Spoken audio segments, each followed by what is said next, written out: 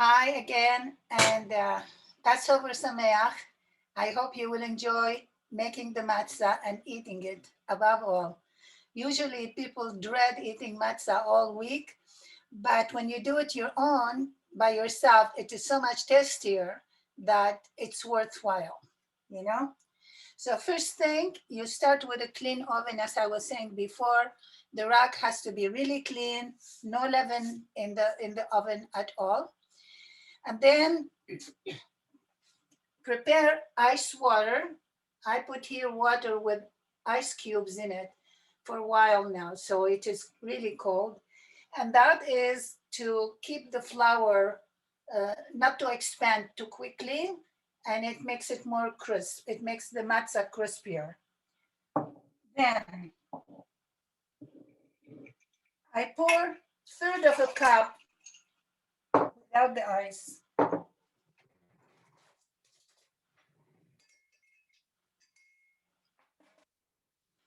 Third of a cup water.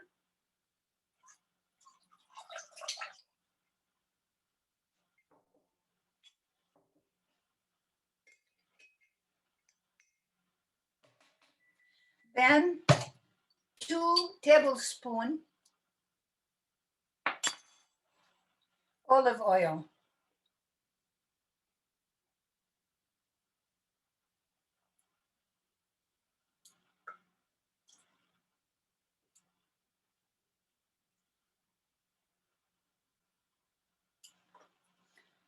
Traditional matzah doesn't have oil. It has only flour and water. We call it hey lachma anya. It's a bread for the afflicted. Sorry, a bread for the afflicted. Not like the challah on Friday where you put eggs and it is more rich. So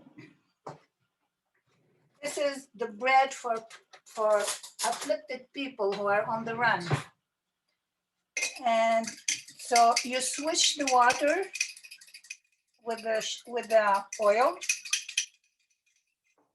Then you take a cup of the flour, 1 cup. I do 1 cup at the time because it is better, and that's how much my oven can take at one time.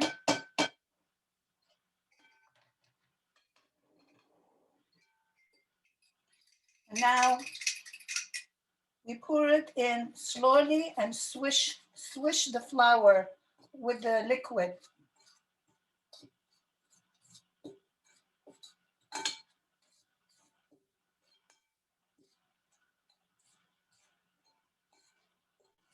It's important not to pour too much at one time because otherwise part of it will be doughy and other part will be dry. So it is good to go slowly and swish it.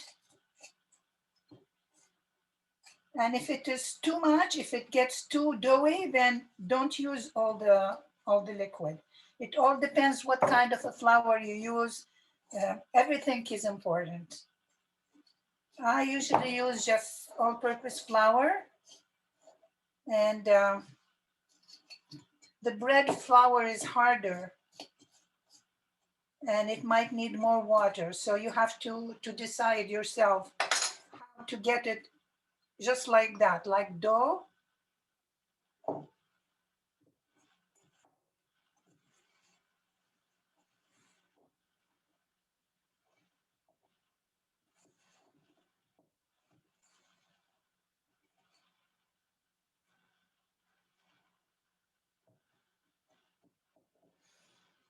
Okay. Now I'm going to divide this into 3 to make it, you know, reasonable size of matzah.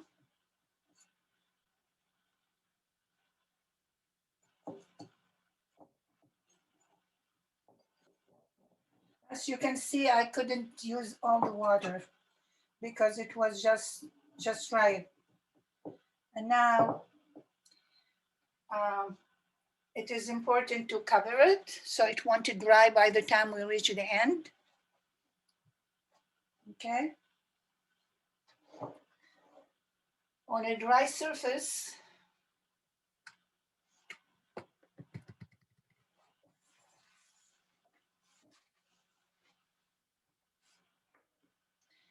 I'm going to put flour. Take one of them, make a circle, flatten it, and then roll it as thin as possible.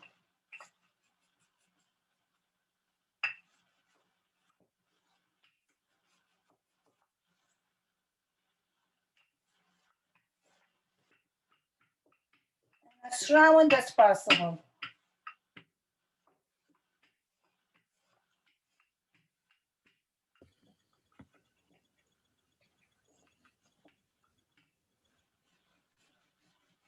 Hi, everyone. Are we mostly watching Noga make them? No one else is making them? I guess not. Oh, Lucille is making them. I'm making it too. Yeah, this is Yael. oh yeah. I cooked all my matzo balls last night and my soup and my haroset. And I made so many pots dirty that I'm feeling a little bit lazy. And I had boxes of matzah left over from last year. Heather, I think Michael is recording this. He wants to put it later for others to watch. Okay. This is a wonderful interlude, Heather, on all the different Passover dishes. That's part of the meal. And so what we'll do is we'll let Noga finish the demonstration of the matzah making, and then we'll open it up for conversation and questions afterwards for the benefit of those who want to watch it afterwards on YouTube. Thank you. Perfect. As you can see, it takes long time. It all depends how soft is your dough. But it's important to do it as thin as you can, like as thin as paper. Noga, could I just ask you can you repeat the amount of water and oil that you put? 2 tablespoons oil and a 1/3 cup of ice water. Okay, thanks. And 1 cup of flour.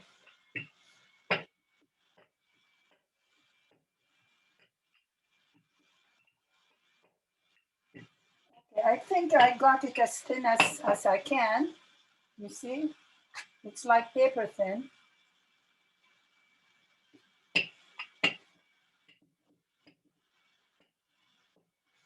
Then what I do is I make holes in it with a fork, just prick it.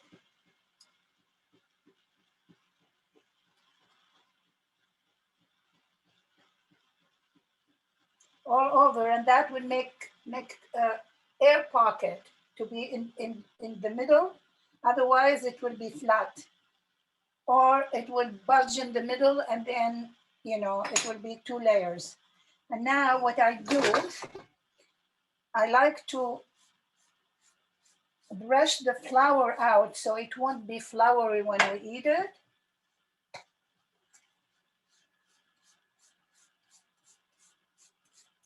I have this brush just for pastry, my pastry brush, and then I'll put it on the plate.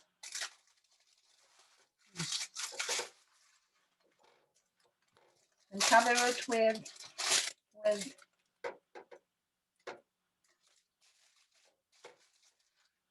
I forgot to say to start the oven to 350.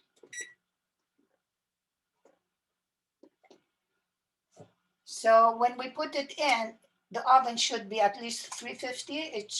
It needs hot oven.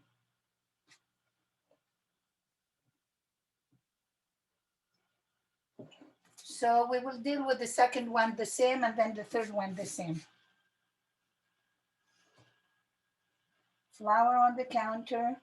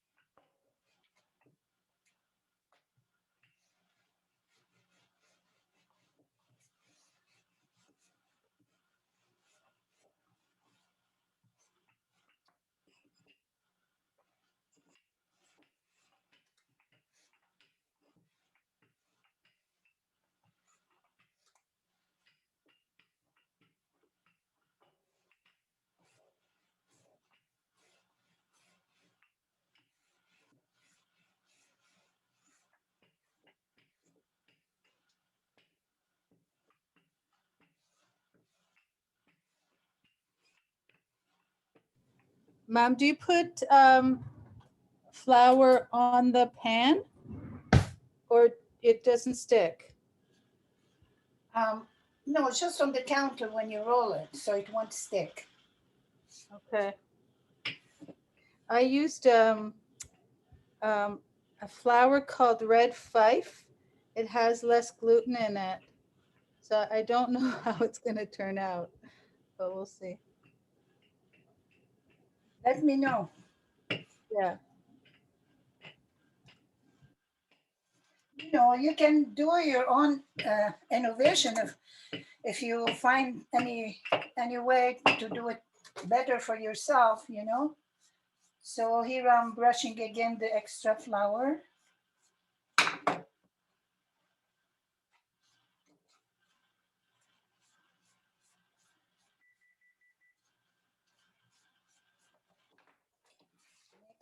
Holes in the dough.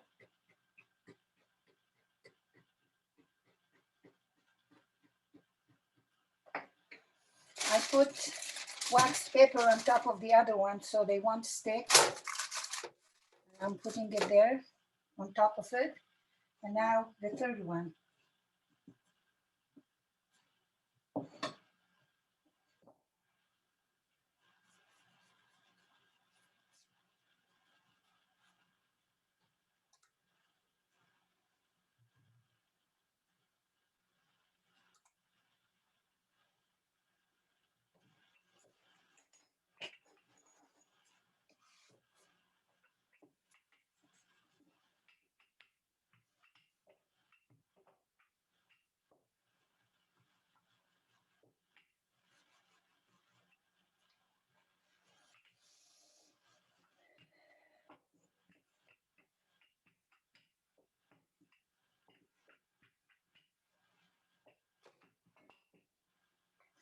Almost there.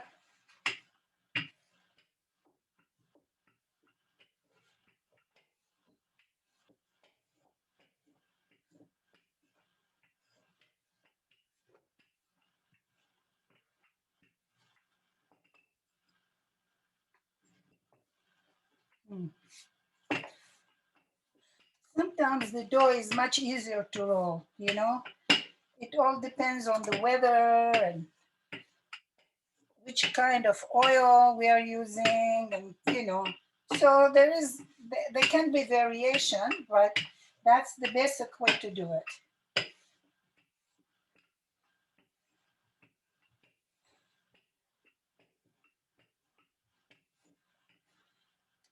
Yeah, the oven is not 350 yet, it's heating. I should have put it earlier.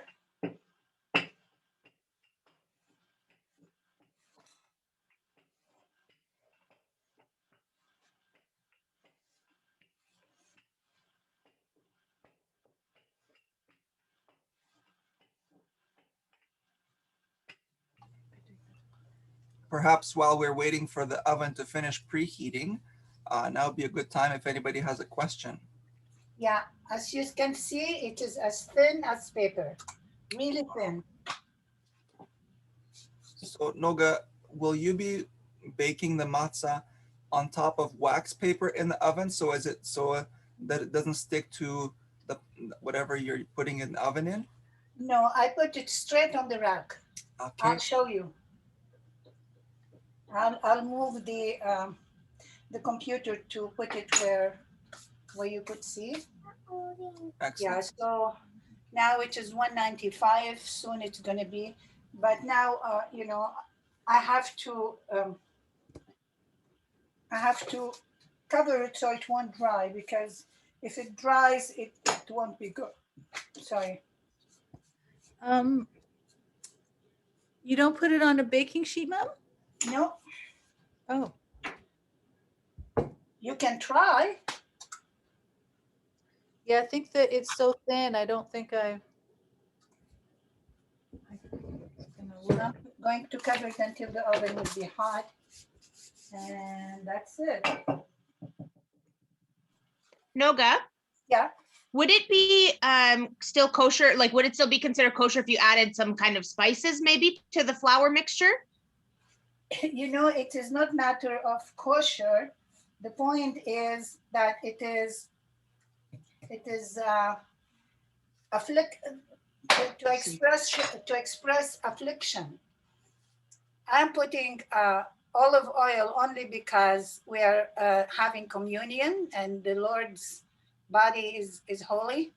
That's the only, and you know, he's anointed. That's the only reason I put olive oil. But other than that, it's only flour and water, and that's it.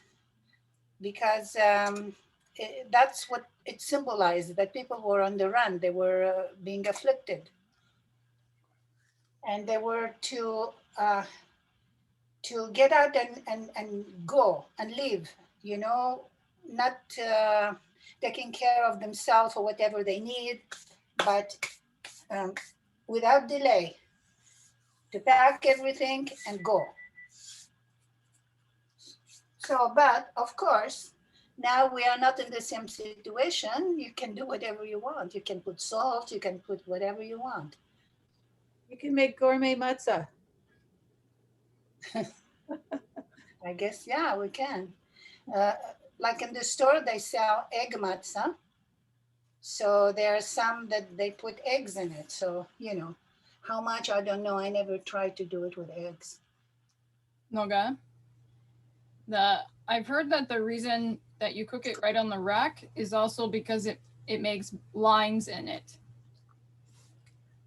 Like brown lines that look like stripes. Possible. That's why we make holes in it. We pierce it. So it's pierced and striped. Yeah, pierced and striped. So when I pierce it, it goes in lines, right? So it looks here. I made before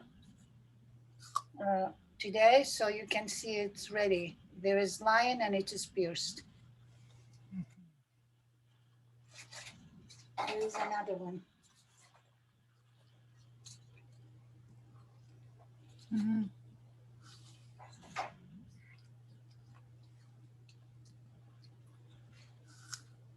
Yeah, I hardly eat the store bought. And anyway, I like to cut on bread, so it's opportunity not to eat so much bread, which I love. Oh, it is 270 so far. It's taking it really long. Mhm.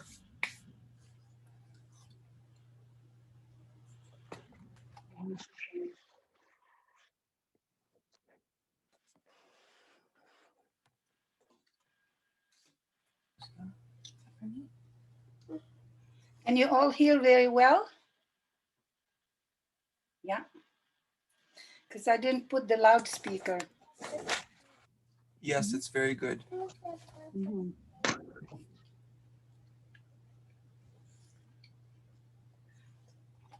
So as you can see, I put the camera in front of the oven so you can see.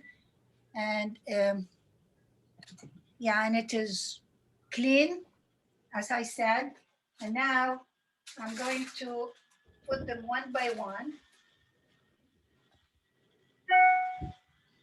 So I put the front rack, the top rack, and put it right like that. Just make sure that it is all over and flat. And also there is the other one on top. And I push it in, pull the other one. I'm putting the third one in the front, in the middle, so the air will be circulating around. And close the oven, that's it. So soon I will show you how it starts bubbling, you know, because of the holes that we made in it. You know, I will take it out now. I'll take it out. We have to sit and wait for a few minutes until it starts baking. Yeah, guys, that's all. Basically, that's what it is. It's so Simple, no complication whatsoever. I see that Lucille is busy there.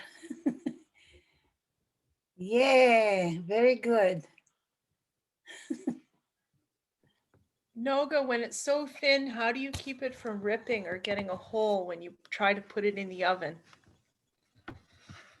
Just be careful. As you saw, I was kind of tossing it and putting it down so it won't get wrinkled, you know? Yeah, because it is thin, but it is pretty solid, you know? So just be careful the way you're putting it, that it won't fold, and, you know, because then you can burn your hand. So Noga, about how many minutes, or is there just, you just watch it? How long does it go in the oven? Should 10 minutes altogether. But again, my oven was a bit cooler, so, you know. And do you it turn might them take at a all? little bit longer, huh? You turn them over at all, or just like that? Yes, because sometimes the edge goes between the rack and it turns, you know, like not even. So I do turn it when it is still flexible, but after it starts bubbling, because it needs hot oven to make the air pockets. I think Yeah. I think I made mine too thin and it's not, well, yeah, it's falling apart. I think I'll do it in the pan.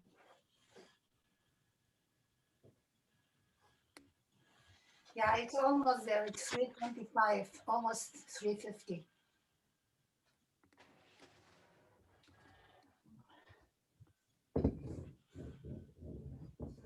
It's just starting bubbling, but I'll wait a little bit longer.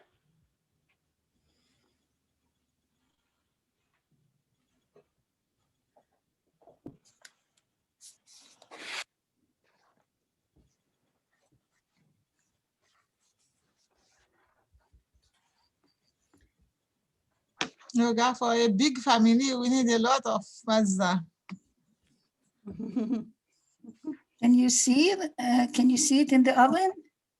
Yes. It has kind of air pockets. You know, I'm on the other side, so I can't see what you're seeing, but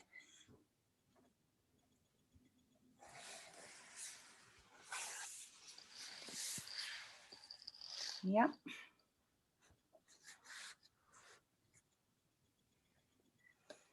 Anyone want to say something in the meantime until it bakes? Or maybe you could put it on hold again. Just a little question.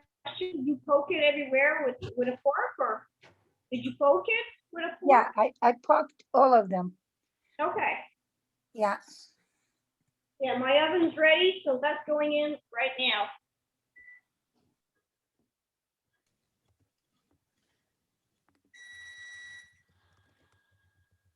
Finally, 350.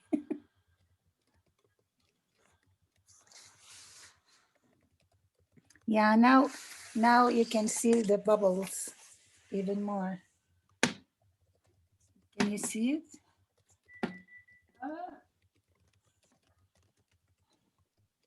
I don't know if you can see it. Anyway, when it comes out, you can see how it is. You When can see the top better than the second rack because of the glare from the glass. yeah, that's it, the glare. And Yael, you were saying that you are using a slightly different flour, and so yours were a bit brittle when you were putting them in. So are you baking yours on a sheet? Yeah, I put the other two on a sheet because I think I did it too thin.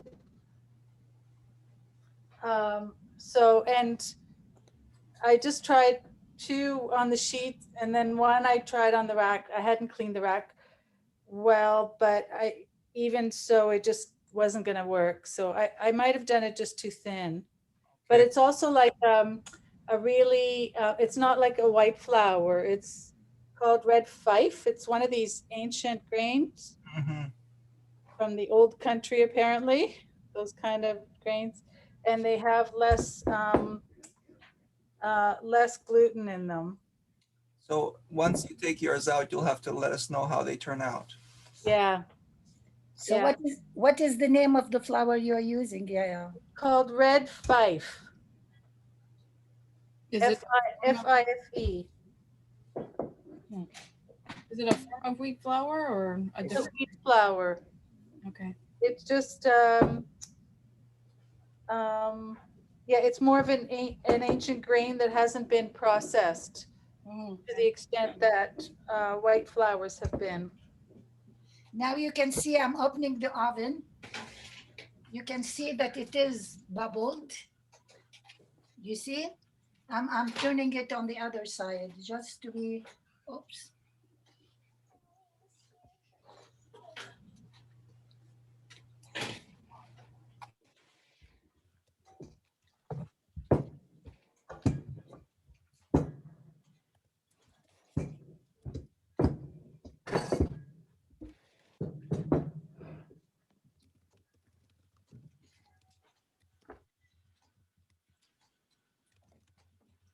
Yeah, if the oven is not even and one corner gets more cooked, I just turn it around a little. I'm planning to use I might do a couple different flours. I use spelt flour a lot, and also have an organic whole wheat bread flour. So I think, Noga, you said you probably would need more water for bread flour. Yeah, probably. And You can feel it as you do it, just not to put too much water so it will be too doughy. yeah, You know, I never tried with that spelt flour that you gave me. Maybe next time I'll try and see how will that work. Actually, I'll try tonight because I want to make enough so I won't have to make it again for next week. Excellent. So we have Noga. She just flipped her matzah. And Yael is making matzah right now, as well as Lucille. Lucille, did you put yours in the oven? Yes, mine is in the oven, and I still have 7 minutes of cooking. So if it's 10 minutes, I still have 7 minutes. So hopefully, it looked like it was going to stick on the rack. So we'll see. My racks are clean, so hopefully it's good. So Noga, you mentioned when your matzah was starting to bubble, and at that point you flipped it, right? Well, no, it's just when it became real solid, but not too cooked. So solid but not completely baked. Right. Okay.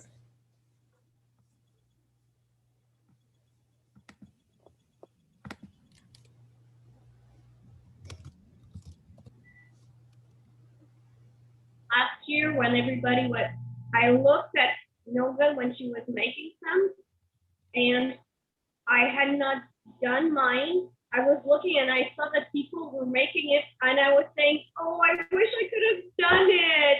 So I did mine last year, but after, like, I was alone and I did all of mine. I knew how to do it, but this year I wanted to do it while she was making it. I had so much fun looking at the other people making it last year. This year it's me. Mm-hmm.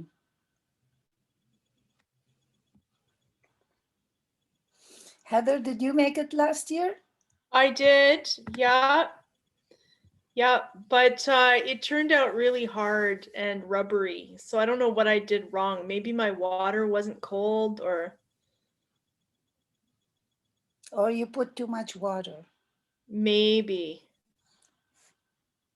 Yeah, the too much water will make it harder. Oh, it was really terrible to try to eat it. I had to break it up and put it in soup. It was real bread of affliction, huh? It was. It felt like penance. You wonder how it was for them, you know? They had to bake it in the sun. So can you imagine?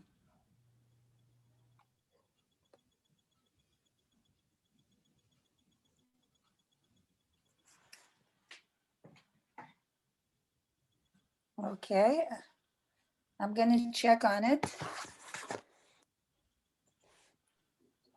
Mine is definitely experimental matzah.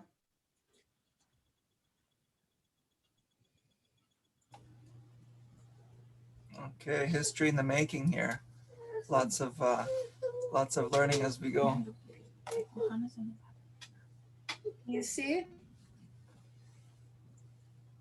On one side, it is a bit baked more, and the middle, it's not as much, but if I leave it anymore, it's gonna burn. So I'm taking it out. You hear it? Crunchy. And when you take it off the oven, don't put it on a flat surface because it will sweat and it get wet. Try to put it a bit elevated, you know, like that, above the plate.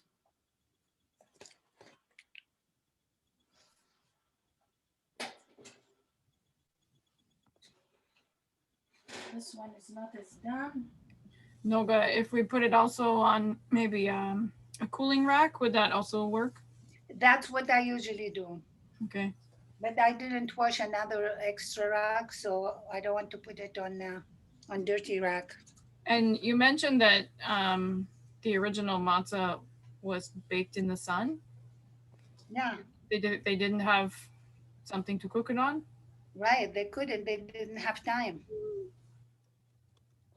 That's the whole thing. It's just that I was studying with Joyce, and anyway, we were thinking. God said, "Do not go out of the house that night. Put the blood on the door, and do not go out." So they must have left after that. Next day or the day after, nothing is clear. But one thing is clear. Moses told them, put the blood on the door and stay in. Don't go out. So when did they break the bread? When did they make the matzah? I'm not that sure. We have to really study it to figure it out.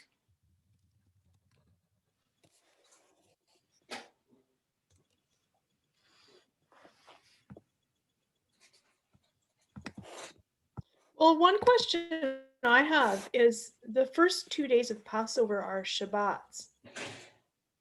So if you're not supposed to be cooking or lighting fire, how are you supposed to warm up your matzo ball soup?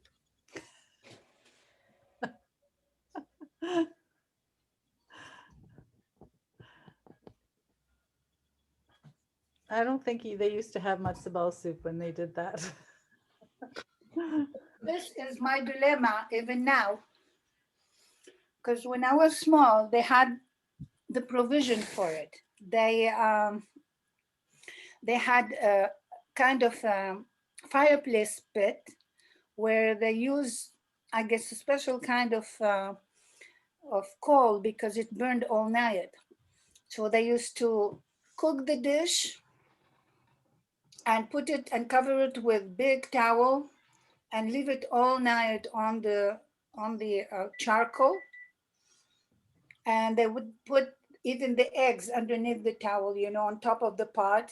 So in the morning, all they had to do is take the eggs out. It was totally brown and it had special flavor, Saturday flavor. And, you know, and eat it with vegetables and so on. And noon, it was hot. It was ready just to serve. So they call it chamin. And what they did is they filled like, I think the Scottish do that. I don't know what they call it. the stomach of the lamb and or the intestine. They scrub it and really clean it, and wash it and then stuff it with rice and ground beef and tomatoes and sometimes they put nuts or raisins, and stuff it in and coil it in the pot and cook it that way all night. Today, So today you I, have to roast a lamb on the first night. sorry? They So never, you do have to roast a lamb on the first night of Passover. uh-huh. I missed what Noga said because of internet connection, but you roast a lamb on the first night of Passover. So you cook then. What are you supposed to do? Eat cold food for the next 24 hours? No, that's what I was saying. We had a special um, charcoal pit. It's like a fireplace or something like that. It's a charcoal pit where they put the pot on Yeah. top and keep it there all night. So the next day they had hot food. But today, or in a place like New York, or North America where it's cold, what would people do normally? Would they have their stove on for 48 hours? Or Some maybe do. Put it all night on a very low fire. I What heard people do that, but I'm not sure. what Melanie does is often she will prepare the Shabbat meal in a slow cooker, and then on Yom Shabbat she leaves the slow cooker on warm setting, so it keeps the food hot, but it doesn't spoil. Mhm. I did that one time and it just the food got so cooked. It was like a mush.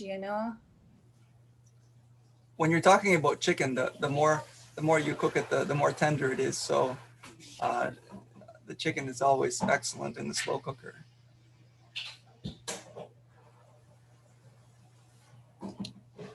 So she cooks it totally and then puts it on warm.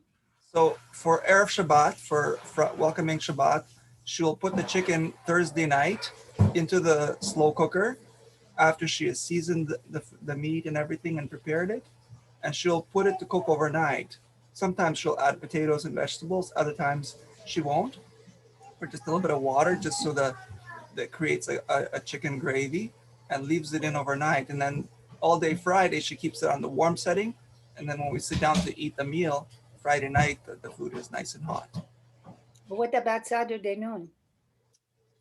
On Shabbat, we usually enjoy more salads and hard-boiled eggs and foods that we don't necessarily have to keep hot.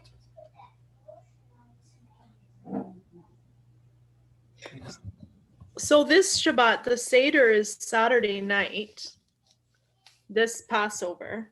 And so people will either have to be very organized or just not worry about turning on their stoves on Saturday. So that's a good question. So what Melanie will do is she'll spend today and tomorrow, Thursday and Friday, preparing the actual Passover meal so that it's all ready and ready to go. Now, once Shabbat is over, there's nothing wrong with reheating the food, so as to keep the Shabbat sacred and not to do any work on Shabbat. But the thing of it is, Heather, the moon appeared a day later than what we have in the Jewish calendar. Oh, So really, we are celebrating the Seder on Sunday night, which is the proper day. So it's no problem, because of Sunday you can cook. so OMF is celebrating Sunday, but the rest of Judaism is celebrating Saturday? Yeah, and some celebrate 2 nights. Many celebrate the first night or the second night. Yes. So many will be celebrating Sunday anyway, although they are following the schedule, the calendar. It will be their second night. So following the sighting of the new moon, Heather, on Shabbat, when Shabbat is the 13th day of the first month, when Shabbat ends, we'll begin the 14th day. So anytime after sunset on Saturday to sunset Sunday would be the time to observe the Passover Seder. And as Noga is saying, that the pre-calculated rabbinical calendar has the 14th day on Shabbat. So that's when the Passover Seder will be eaten in the Jewish homes, is on Saturday.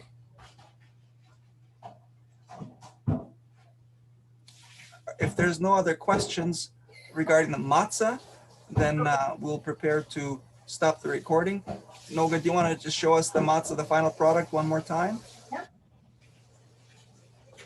Yael's matzah looks pretty good too. This is the one that I just made.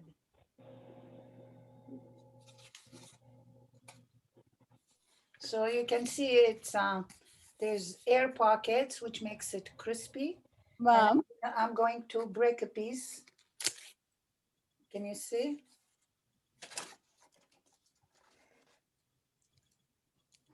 See, it is really thin and crispy. I'm going to Thank you. claim that mine is more authentic. Partly because it's not like refined flour, right? It's just, Yeah, so it probably looked more like this. probably that's what they had. That Yeah. looks amazing, Yael. That looks really good. Mhm. It's rather Yet? Lucille's looks delicious. more substantial. Oh, that one looks great. Lucille's looks amazing. Just Yeah. show us Wow. yours. Really proud. I'm proud. Oh, are you still recording? Yes, please show us one more time. Bring it nice and close to the camera. Very good. 100. I'm proud. It's Yeah. okay. Mhm. Yael, is yours crunchy or hard? Yael, It's crispy is it, and the taste is good. It tastes good. It's not hard. It's crispy. I would say this one was too. It's between crispy and hard. Like it's, yeah, it's thin enough that it's not too hard, but mhm. but Excellent. these ones might be, I think these ones are a bit, I made them thicker and they're gonna be a little bit more, yeah, there might be some more work, some more chewing. Which one turned better, the one on the tray or the one that was straight on the rack? I couldn't do it on the rack on mine. So, but the tray worked fine because it just kind of lifted off the, you know, it just lifted off. Mhm. Yeah. In past years, some people have used like a pizza pan that has holes in it. Because Oh, yeah. Yeah, those pizza pans, that would be perfect. I don't have one, but No, neither and me. like a broiler rack or a broiler pan that has like a, not everybody would have it probably, depending on what kind of oven you have. But Yeah. you know, it's a tray that has a pan under it that catches grease if you're cooking meat or something. It has holes in the top part. Yeah, that would make sense. Well, thank you so much, Noga, for taking the time to teach us how to make matzah. And thank you, Yael and Lucille, for the participation and showing us your matzah as well. Excellent. Blessings and shalom.